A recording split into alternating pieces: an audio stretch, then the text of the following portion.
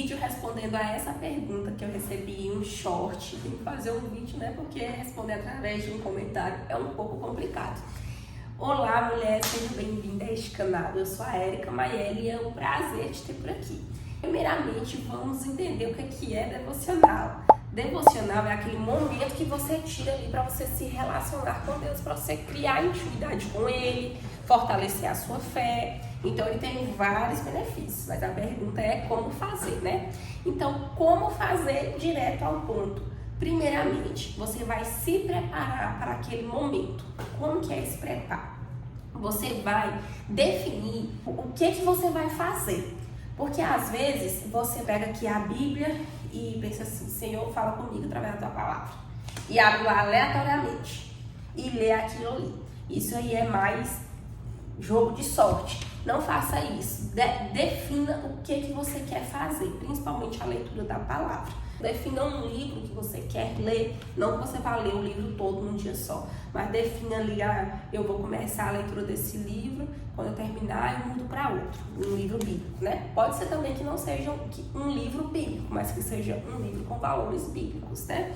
Mas é melhor que seja a Bíblia realmente. Ou você pode decidir, por exemplo, eu estou fazendo a leitura 30 dias aprendendo sobre o casamento. Então é a leitura assim de, às vezes, um capítulo ou um versículo aprendendo sobre o casamento. 30 dias lendo sobre isso. Então, em textos diferentes que eu vou meditar sobre aquilo. Então você pode pegar um livro e falar, eu vou estudar esse livro até terminar, no seu momento devocional. Ou você pode pegar um tema, ou você pode fazer também a leitura completa, Gênesis, Apocalipse, ou o Antigo Testamento, ou o Novo Testamento, enfim. Tenha definido o que você quer ler, tá bom? Nesse preparo também vai envolver mais ou menos o momento do dia em que você vai fazer aquilo. Por que não é bom deixar assim jogado as traças e qualquer hora que der você faz? Porque às vezes a gente não encontra horário qualquer hora. Então você defina, tenha isso como prioridade, entendeu? Um momento, não que você vai definir uma hora específica, por exemplo, todo dia, 5 horas da manhã, eu vou fazer isso. Se você tem condições, você faz. Mas às vezes fica difícil, por exemplo, às vezes 5 horas você vai ter que estar fazendo alguma outra coisa. Então aí se passou daquele momento ali, eu não vou mais conseguir fazer porque já passou a hora que eu tinha marcado para fazer. Não, separe, é preferível que você separe um momento. Por exemplo, eu faço meu devocional com meu marido quando a gente chega do serviço. E às vezes a gente chega do serviço 8 horas da noite e às vezes a gente chega do serviço 5 horas da tarde. Então, assim, depois que a gente chega do serviço, que a gente toma banho, a gente se alimenta fisicamente, a gente vai ali nutrir o nosso espírito. Então, não necessariamente com uma hora marcada, mas com um momento definido para o nosso momento devocional, para a gente não deixar passar e se der faz, se não der não faz. Não, leve isso como prioridade para a sua vida. Então, o preparo envolve isso. Envolve o momento e envolve o que você vai ler. Tá bom? Agora eu vou te explicar em 3 passos o que você pode fazer mais ou menos ali para o seu momento devocional.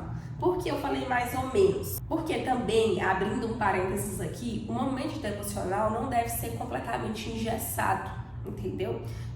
Você não precisa seguir muitas regras. Você faz conforme a sua vontade. Para mim, existem 3 coisas no momento devocional que são fundamentais, que é a oração, a leitura da palavra e a meditação. No momento de oração vai ser o momento inicial, onde você vai fazer a sua oração normalmente. Você vai apresentar as suas causas diante de Deus, fazer a sua oração de gratidão, de arrependimento e tudo. E também você vai pedir neste momento para que o Senhor abra o teu coração e o teu entendimento para receber da palavra dele. Porque nós sabemos que não é fácil, muitas vezes a gente faz a leitura da palavra e aquilo parece que não descortina nos nossos olhos, parece que a gente não consegue entender, processar, mas isso é o quê? Que a gente tem que pedir o discernimento do Espírito Santo, que o Espírito de Deus venha desvendar os nossos olhos e trazer a revelação da palavra dele para nós. Então, no momento de oração, é esse momento que você vai pedir a Deus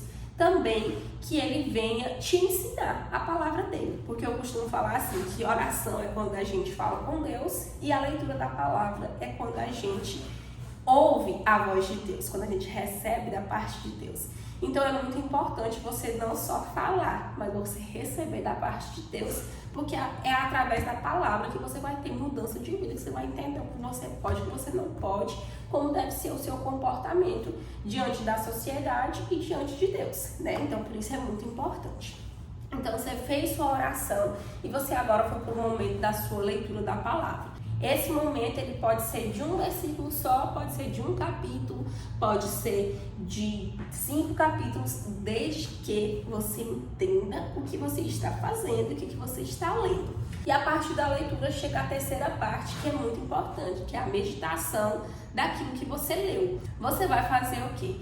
Se você entendeu aquilo que está sendo falado, você vai ver que durante o seu dia a dia, aquela situação que você leu vai acontecer na sua vida. E você tem que ser capaz de lembrar da palavra que você leu, para que você seja capaz de entender que o Senhor está falando com você naquele momento. Muitas vezes a gente acha que Deus não fala com a gente, mas Ele fala, só que nós estamos surdos e cegos. Mas Ele fala, então nós precisamos entender. Por exemplo, se você leu aqui sobre... vamos falar aqui sobre uma coisa que é muito comum, um pecado que é muito comum e que a gente normaliza, principalmente nós que nos dizemos cristãos, crentes, evangélicos, enfim. Nós normalizamos o pecado da gula e é um pecado, é falta de controle, falta de domínio próprio. Você comer demais compulsivamente, isso é um pecado e a Bíblia nos alerta sobre isso, sobre a glutonaria. Aí você leu lá que não é bom que o homem seja glutão, tenha gula, né? Aí você foi convidado para um aniversário de criança, que é a melhor coisa que tem, né? Que tem um horror de comida e só besteira, tudo que a gente gosta. E aí você chega nesse aniversário e vai comendo,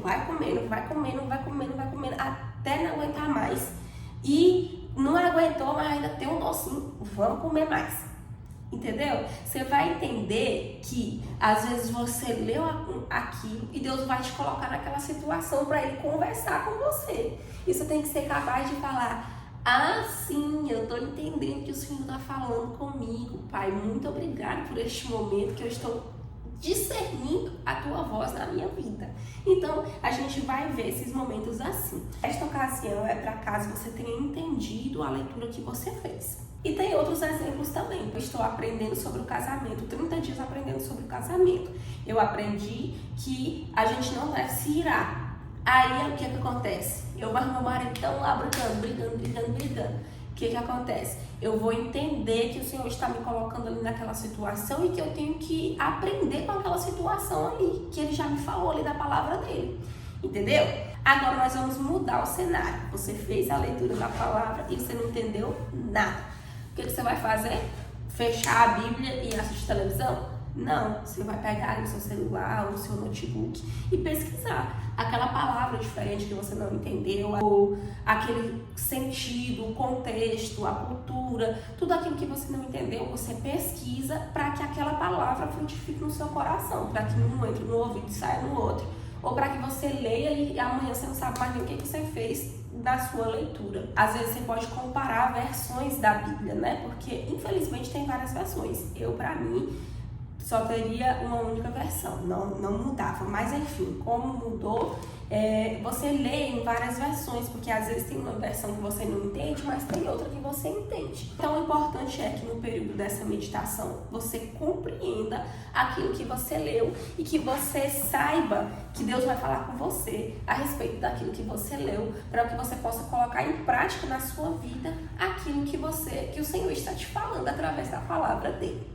Então essas são as minhas 3 dicas básicas para um devocional, para você começar, porque para a gente começar a gente precisa realmente ser disciplinado, mas quero que você entenda que não precisa ser algo ritualístico, algo que você leve como um peso, mas que você leve como um momento de prazer, de alegria, que você tenha desejo por aquele momento e não leve aquilo como uma tarefa, como uma obrigação, como cumprir uma tabela. Não, que você tenha prazer em se relacionar com o Pai.